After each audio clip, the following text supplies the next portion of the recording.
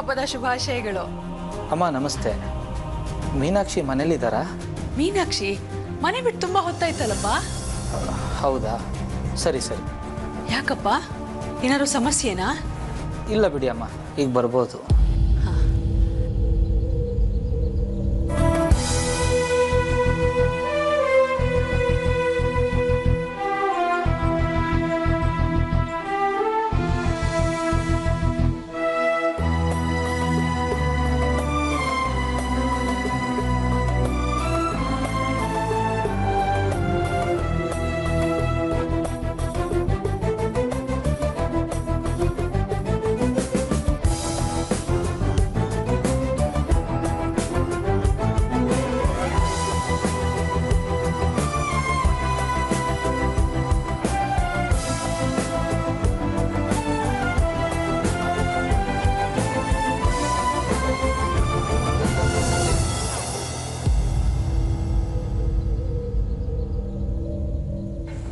ನನಗೆ ಟೈಮ್ ಆಯ್ತು ಕಣ, ನಾನಿನ್ನು ಬರ್ತೀನಿ. ಆಯ್ತಪ್ಪ. ವಿಶ್ವಮೇನೆ ಫ್ರೆಂಡ್ಸ್, ಬಾಯ್ ಕಣ್ರ. ಬಾಯ್. ಶರತ್, ನಾ ಹೀಗೆ ಹೇಳ್ತೀನಂತ ತಪ್ಪು ತಿಳ್ಕೊಬೇಡ. ನಿಜವಾಗ್ಲೂ ಮೀನಾಕ್ಷಿ ಅವರು ನಿನ್ನ ಇಷ್ಟಪಟ್ಟಿದ್ದಾರ? ಯಾಕ್ರೋ ಹೀಗೆ ಕೇಳ್ತೀರಾ? ಮೀನಾಕ್ಷಿ ಅವ್ರನ್ನ ಕಾಫಿ ಅಂಗಡಿಯಲ್ಲಿ ಭೇಟಿಯಾಗಿ ಎಲ್ಲ ವಿವರವಾಗಿ ಹೇಳಿದ್ದೀನಿ. ಅವರು ಒಪ್ಕೊಂಡಿದ್ದಾರೆ. ಅವ್ರ ಅಪ್ಪ ಅಮ್ಮನ್ನು ಭೇಟಿಯಾಗಿದ್ದೆ. ಅವರು ಸಂತೋಷದಿಂದ ಒಪ್ಕೊಂಡ್ಮೇಲೆ ನಾವಿಷ್ಟೆಲ್ಲ ಮುಂದುವರೆದಿದ್ದು. ಹೌದು, ಕರೆಕ್ಟಾಗಿ ತಿಳ್ಕೊಂಡಿದ್ಯಾ ತಾನೆ?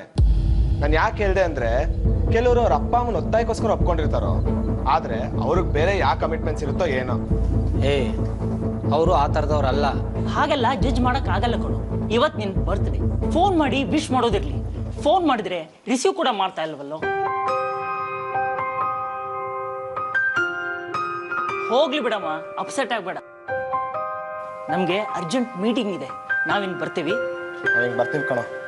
Anyways, happy birthday. Happy birthday ಶರತ್.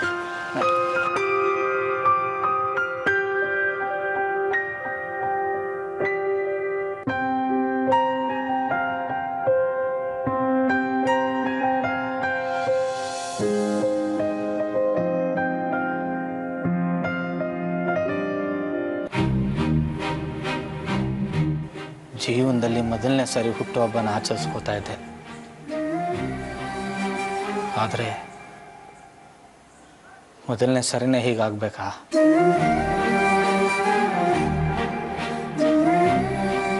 ಆಯ್ತಮ್ಮ. ಲಕ್ಷ್ಮಿ, ಕವಿತಾ ಫೋನ್ ಮಾಡಿದ್ಲು. ಅಯ್ಯೋ ಅಮ್ಮ, ಈ ಆಸ್ಪತ್ರೆ ಗಲಾಟೆಯಲ್ಲಿ ಬಾಡಿಗೆ ತರಿಸೋದನ್ನೇ ಮರೆತುಬಿಟ್ಟಿದ್ದೆ. ಪಾಪ ಯಾಕೆ ಕೇಳೋದು ಅಂತ ಯೋಚನೆ ಮಾಡ್ತಿದ್ಲು. ಸರಿ ಅಮ್ಮ, ಇವತ್ತೇ ತಲುಪಿಸೋ ವ್ಯವಸ್ಥೆ ಮಾಡ್ತೀನಿ. ಆಯ್ತಮ್ಮ.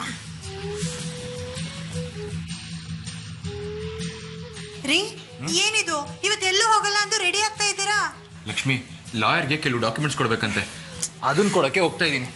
ರೀ, ನಿಮ್ಮ ಹತ್ರ ಒಂದು 2 ನಿಮಿಷ ಮಾತಾಡ್ಬೇಕಿತ್ತು. ಹೇಳು. ಅಲ್ಲ, ನೀವು ಅರ್ಜೆಂಟ್ ಇಲ್ಲ ಅಂದ್ರೆ ಮಾತಾಡೋಣ ಅಂತ. ನೀನು ಮಾತಾಡಬೇಕು ಅಂದಾಗ ನಾನು ಯಾವತ್ತಾದರೂ ಅರ್ಜೆಂಟು, ಟೈಮ್ ಇಲ್ಲ ಅಂತ ಹೇಳಿದ್ದೀನ? ರೀ, ನಮ್ಮ ಕೆಲವೊಂದು ಸಮಸ್ಯೆಗಳ ಮಧ್ಯೆ ನಾವು ಕೆಲವೊಂದು ವಿಷಯನ ಮರ್ತೇ ಬಿಡ್ತೀವಿ. ನೀನು ಯಾವ ವಿಷಯದ ಬಗ್ಗೆ ಮಾತಾಡ್ತಿದ್ಯಾ? ಅದೇ ರೀ, ಕವಿತಾಗ ಮನೆ ಕೊಡೋ ವಿಷಯ. ಕೊಡೋಣ ಬಿಡು, ಈಗ ಅದಕ್ಕೆ ಅರ್ಜೆಂಟ್ ಏನಂತೆ? ಹಾಗಲ್ಲ ರೀ, ಮಾತು ಕೊಟ್ಟು ತುಂಬಾ ದಿನ ಆದ್ರೆ ನಾವೆಲ್ಲಿ ಮರ್ತು ಬಿಟ್ಟಿದೀವಿ ಅಂತ ಅವ್ರು ಬೇಜಾರು ಮಾಡ್ಕೊಳಲ್ವಾ? ಲಕ್ಷ್ಮಿ, ನಾನೀಗ ಓಡಾಡ್ತಾ ಇರೋದು ಅದೇ ವಿಷಯಕ್ಕೇನೆ. ಆ ಡಾಕ್ಯುಮೆಂಟ್ಸ್ ಕ್ಲಿಯರ್ ಆದರೆ ಕವಿತಾಗ ಮಾತ್ರ ಅಲ್ಲ, ಇನ್ವೆಸ್ಟ್ ಮಾಡಿರೋರ್ಗೂ ಕೊಡ್ಬೋದು. ಹೌದಾ? ಒಳ್ಳೇದು. ಮೇಡಮ್ ಎಲ್ಲ ಕ್ಲಿಯರ್ ಆಯ್ತಾ? ನಾವಿನ್ನ ಹೊರಡ್ಬೋದಾ? ರೀ, ಒಂದು ನಿಮಿಷ. Thank you Lakshmi. Fine. Bye.